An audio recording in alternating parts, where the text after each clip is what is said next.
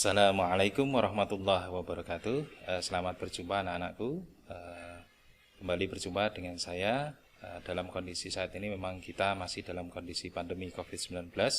Maka saya harap anak-anak tetap semangat dalam belajarnya walaupun saat ini memang belajar kita masih dengan daring atau online. Saya harap anak-anak tetap semangat. Oke. Anak-anak, di sini sebelum kita mulai pelajaran kali ini, mari kita awali terlebih dahulu dengan bacaan Bismillah. Bismillahirrahmanirrahim. Oke, anak-anak, langsung saja. Saya yakin anak-anak sudah mengenal saya karena kemarin kelas 8 Bapak sendiri yang mengajar untuk materi IPA Fisika, baik putra maupun putri. Nah, saat ini untuk yang kelas 9 juga akan Bapak ampu, yaitu materi IPA Fisika untuk yang kelas 9 baik putra maupun putri. Oke. Langsung saja kita masuk pada materi. Materi yang pertama itu adalah materi tentang listrik statis. Nah, oke. Adik-adik atau anak-anak, kita akan masuk pada listrik statis. Pada materi listrik statis ini mungkin anak-anak akan bertanya, apa ya bedanya antara listrik statis maupun dengan listrik dinamis. Nah, sekarang anak-anak kita akan masuk pada standar kompetensi dulu. Yang pertama, memahami konsep kelistrikan dan penerapannya dalam kehidupan sehari-hari. Nah, ini yang akan kita pelajari saat ini. Nah, kemudian kompetensi dasar apa saja yang nanti akan kita pelajari? Yang pertama, ini adalah mendeskripsikan muatan listrik untuk memahami gejala-gejala listrik statis serta kaitannya dalam kehidupan sehari-hari. Ini yang akan kita pelajari anak-anak. Nah, berikutnya, indikatornya adalah yang pertama, menjelaskan cara memberi muatan listrik pada benda. Itu yang pertama. Yang kedua, menjelaskan secara kualitatif hubungan antara besar gaya listrik dan besar muatan listrik serta jarak antara benda bermuatan listrik. Yang ketiga, menentukan arah gerak garis gaya listrik pada benda bermuatan listrik. Yang keempat, menjelaskan tentang peristiwa induksi listrik. Dan yang kelima, menjelaskan penerapan listrik statis dalam kehidupan sehari-hari. Itu anak-anak yang akan kita pelajari pada pagi hari ini. Nah, anak-anak, kita akan masuk pada materi indikator yang pertama. Materi indikator yang pertama. Nah, anak-anak mungkin bisa lihat pada kemasan produk minuman kesehatan yang mungkin sudah anak-anak sering konsumsi. Di sini terkandung beberapa mineral-mineral dalam bentuk ion. Nah, pertanyaannya adalah apa maksudnya? Apa itu ion? Kira-kira gimana? Nah, kalau mungkin ada dilihat pada buku, ya, ion itu adalah atom atau gugus atom yang bermuatan listrik. Kalau ingin lebih jelas, nah ini sekarang ada anak-anak akan kita pelajari bersama-sama materi tentang ion. Oke, anak-anak, yang pertama akan kita bahas yaitu tentang muatan listrik. Muatan listrik sebelumnya kita akan belajar tentang pengertian atom. Nah, apa itu atom? Atom adalah bagian terkecil dari suatu benda yang tidak dapat dibagi lagi. Saya yakin kemarin di kelas 7 anak-anak sudah belajar tentang apa itu atom.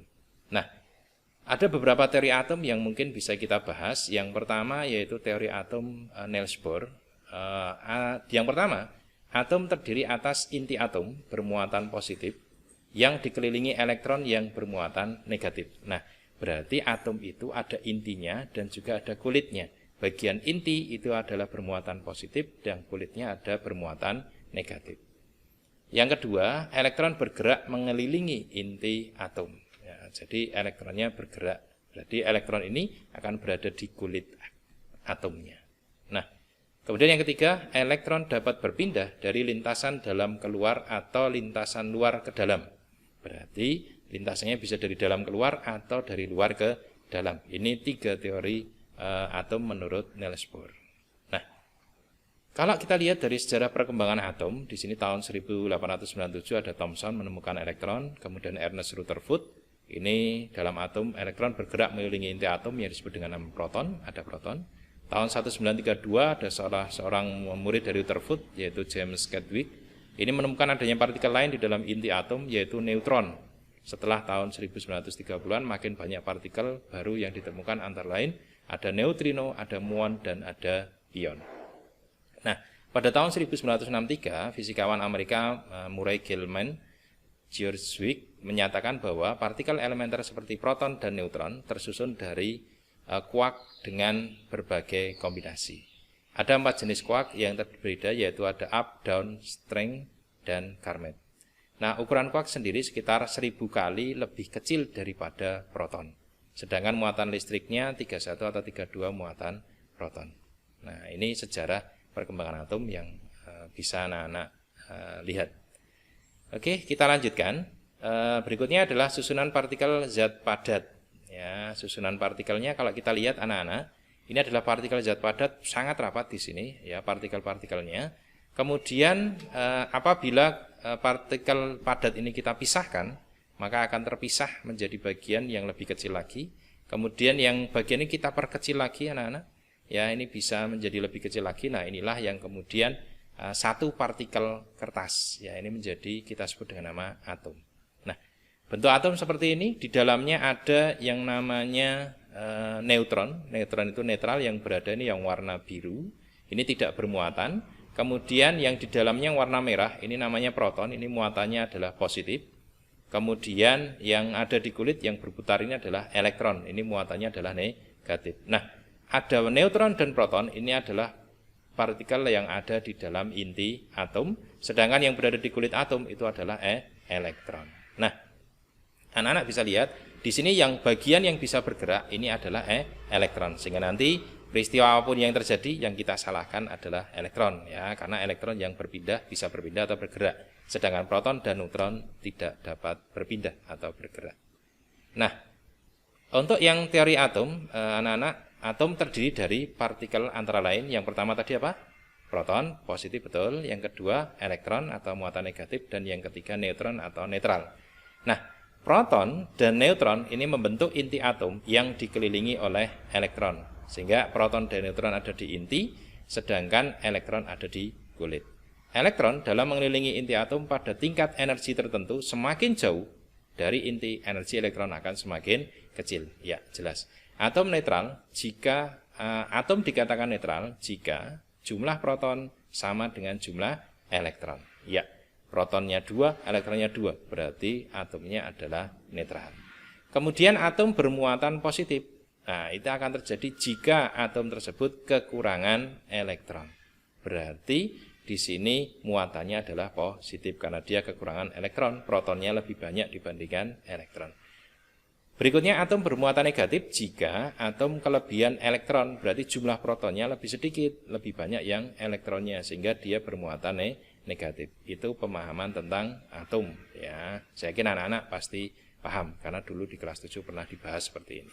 Oke, gimana anak? Bisa dipahami? Oke, lanjut. Nah, berikutnya kalau kita cermati di sini ada atom helium. Atom helium di sini jumlah protonnya ada 2, kemudian elektronnya juga 2. Ya, ini struktur daripada atom helium atau He. Ya, bentuknya seperti itu. Kemudian di sini ada juga atom lithium atau Li. Bisa anak-anak cermati di sini. Jumlah protonnya ada 3, neutronnya 3, elektronnya juga ada 3. Nah, ini bentuk atom dari lithium. Ya, jadi kalau di helium ini kulitnya hanya 1, di lithium ini kulitnya ada 2, karena kulit pertama itu maksimal hanya 2 elektron. Oke, anak-anak sudah bisa dipahami ya? Oke, kita lanjutkan. Berikutnya bisa anak-anak lihat, yaitu muatan listrik pada atom. Nah, bisa anak-anak lihat di sini kalau kalian cermati, ini ada elektron yang lepas di Na atau natrium. Di sini ada Cl, yaitu klor, dia menerima elektron yang lepas dari natrium tadi. Berarti ada elektron yang lepas, bagian luar ini lepas menuju ke klor atau Cl. Nah, di sini kalau kita cermati, maka natrium ini kehilangan elektron. Natrium ini kehilangan elektron, dia lepas menuju Cl. Maka natrium akan kekurangan elektron. Ada 1 elektron yang lepas tadi. Ya kan, karena dia kekurangan elektron, maka natrium di sini akan bermuatan apa anak-anak? Ya, bermuatan positif. Bagus. Nah, sedangkan kemudian pada atom klor ini dia menerima elektron dari natrium tadi. Maka otomatis atom Cl ini atau klor ini dia akan kelebihan elektron, dia menangkap 1 elektron dari natrium. Nah, akhirnya klor ini akan menjadi bermuatan negatif. Betul. Gimana anak-anak? Saya yakin sangat mudah. Tidak susah. Fisika sangat mudah. Oke. Oke anak-anak, kita lanjutkan. Berikutnya adalah muatan listrik pada benda. Nah anak-anak bisa lihat, penggaris plastik yang digosok dengan rambut dapat menarik bulu ayam. Nah mungkin adik-adik dulu pas anak-anak SD pernah mainan penggaris plastik dengan sobekan kertas. Kertasnya bisa, sobekannya bisa tertarik. Nah ini sama. Nah bisa anak-anak lihat di situ, ya peristiwa ini berarti ada tarik menarik antara bulu ayam dengan penggaris yang sudah kita gosok dengan rambut tadi. Nah inilah peristiwa yang kita sebut dengan nama listrik statis. Artinya listriknya hanya terjadi di sini. Dia tidak bisa kita pindahkan. Sedangkan kalau bisa kita pindahkan nanti kita membahasnya pada materi listrik dinamis. Oke, saya yakin anak-anak sudah paham. Kita lanjutkan. Nah, bagaimana cara memberi muatan listrik pada benda anak-anak? Nah, contohnya di sini. Ada penggaris plastik, ini penggaris plastik awalnya netral, ada kain wol awalnya juga netral. Kemudian keduanya kita gosokkan ya.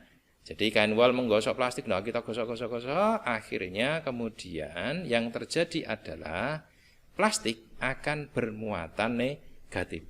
Ya, dia akan bermuatan negatif. Lah, kalau plastiknya negatif, berarti kain wolnya apa? Kain wolnya adalah positif. Lah ini menjadi pertanyaan, kenapa bisa ini terjadi?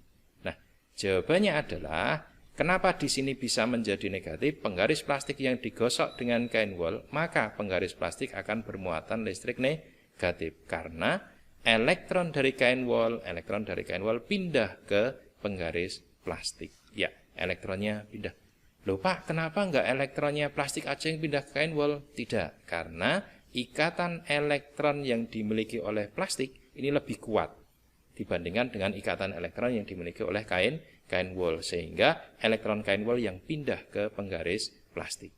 Gimana anak-anak? Bisa dipahami? Saya yakin pasti bisa. Oke, kita lanjutkan. Nah, berikutnya anak-anak, peristiwa yang kedua adalah ada kaca.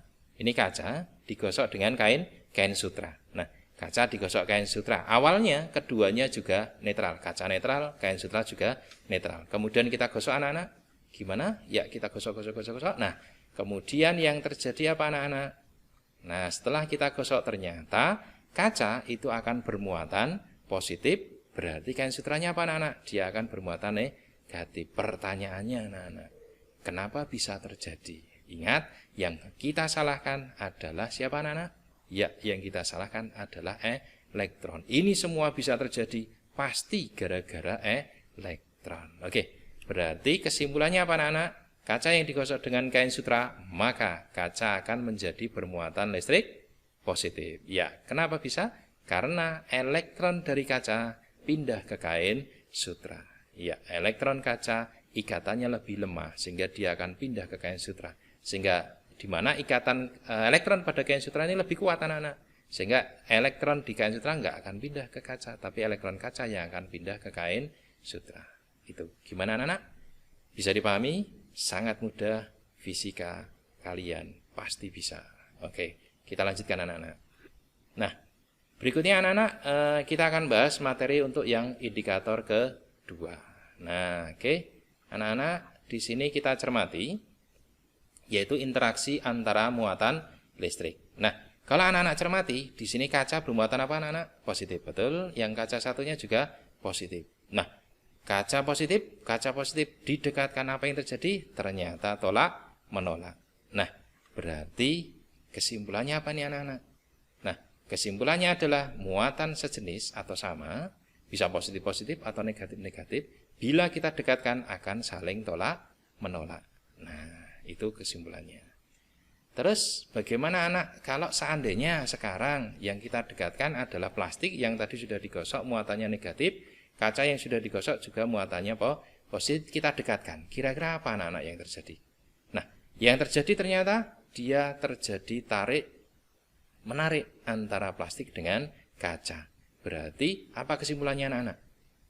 Ya, kesimpulannya adalah muatan tidak sejenis bila didekatkan maka akan saling tarik menarik. Oke. Nah, ini kesimpulan yang bisa dilihat. Nah, mungkin anak-anak bisa menganalogikan dengan kalau dalam kehidupan sehari-hari antara laki-laki dengan perempuan. Saya yakin anak-anak pasti paham. Jika laki-laki dengan laki-laki mungkin tidak akan mungkin dia akan tarik. Perempuan dengan perempuan juga tidak tertarik. Tetapi jika ada laki-laki dengan perempuan, nah saya yakin anak-anak sudah bisa menganalogikan seperti itu. Atau dengan magnet anak-anak, ada kutub utara, ada kutub selatan. Bisa dilakukan percobaan menggunakan magnet. Nanti anak-anak bisa lebih jelas ya interaksi muatan yang ada. Gimana anak-anak? Sangat mudah. Saya yakin anak-anak pasti bisa. Oke, kita lanjutkan ya. Nah, berikutnya anak-anak hukum kolom. Nah, kita masuk tadi ada interaksi ya, ada gaya tarik, ada gaya tolak. Nah, ini akan muncul yang namanya hukum kolom. Di sini kita lihat ada muatan 1 atau Q1 dan muatan 2 atau Q2. Nah, di mana kedua muatan tadi terpisah oleh yang namanya jarak atau R ya. Ada gaya, ada gaya. Nah, gayanya sangat tergantung pada muatannya anak-anak. Ini positif, ini positif. Ingat tadi terjadi apa? Tolak menolak. Sehingga yang ini ke kiri, yang ini ke kanan. Sehingga terjadilah gaya tolak menolak. Nah, di sini interaksi yang terjadi. Seandainya muatannya sama. Nah, kalau muatannya berbeda, maka pasti interaksinya juga akan berbeda. Ini akan terjadi yang namanya gaya tarik menarik. Ada gaya yang satunya ke kanan, yang satunya ke kiri, sehingga ada tarik menarik terpisah oleh jarak atau R. Inilah konsep daripada hukum kolom. Jika muatannya sama atau sejenis, maka akan tolak menolak.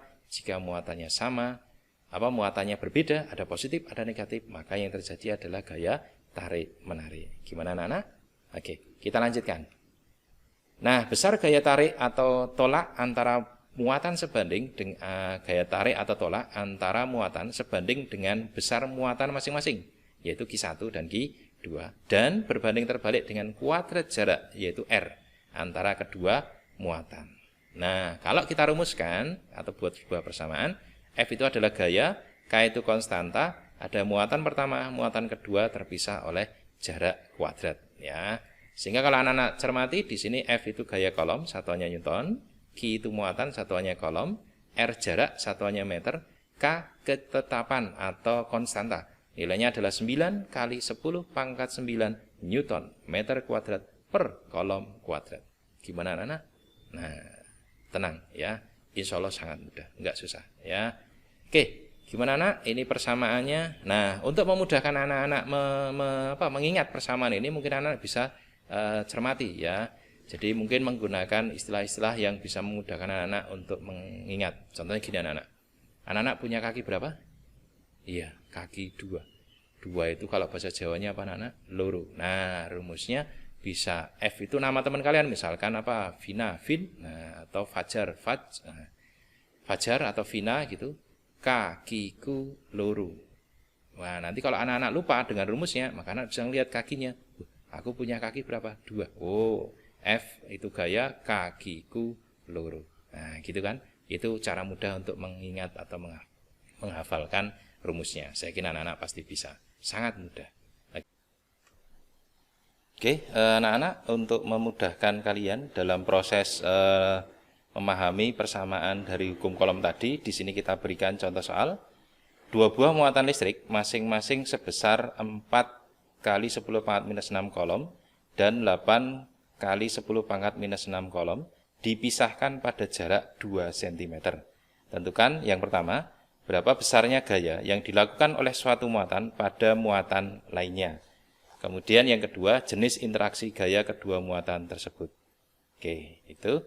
Nah, untuk menyelesaikan permasalahan soal tadi, di sini anak-anak bisa kalian lihat, di sini muatan yang pertama 4 kali 10 pangkat minus 6, yang kedua 8 kali 10 pangkat minus 6, jaraknya 2 cm. Nah, yang perlu anak-anak ketahui di sini jaraknya masih dalam satuan cm. Sehingga harus kita rubah ke dalam meter, hasilnya 0,02 meter. Atau kalau kita buat dalam bilangan basis 10 adalah 2 kali 10 pangkat minus 2 meter. Nah, anak-anak setelah kita rubah jaraknya, kita masukkan dalam persamaan. F sama dengan K kali Q1 Q2 per R kuadrat. K atau konstantanya adalah sebesar 9 kali 10 pangkat 9 Newton meter kuadrat. Kemudian per kolom kuadrat, Q1-nya 4 10 pangkat minus 6, Q2-nya 8 kali 10 pangkat minus 6, dan jaraknya 2 kali 10 pangkat minus 2 meter kuadrat. Nah, hati-hati jangan lupa untuk dikuadratkan. Nah, kemudian setelah kita kuadratkan, maka jaraknya menjadi 4 kali 10 pangkat minus 4 meter kuadrat. Nah, 4 dengan 4 kita hilangkan, maka yang tersisa tinggal 9 dikali dengan 8. 9 kali 8 berapa hasilnya? Ya, 72. Ingat, bilangan basis 10 jika perkalian pangkatnya adalah dijumlahkan. Karena ini 9 ketemu minus 6, maka 9 dikurangi 6, dikurangi lagi dengan 6. Nah, pangkat minus 4 kita naikkan ke atas menjadi positif sehingga menjadi plus 4. Berarti hasilnya adalah 10 pangkat 1. Nah, 10 pangkat 1 berapa anak-anak? Ya, 10 kali 72 berarti hasilnya 720 Newton. Gimana anak-anak? Sangat mudah.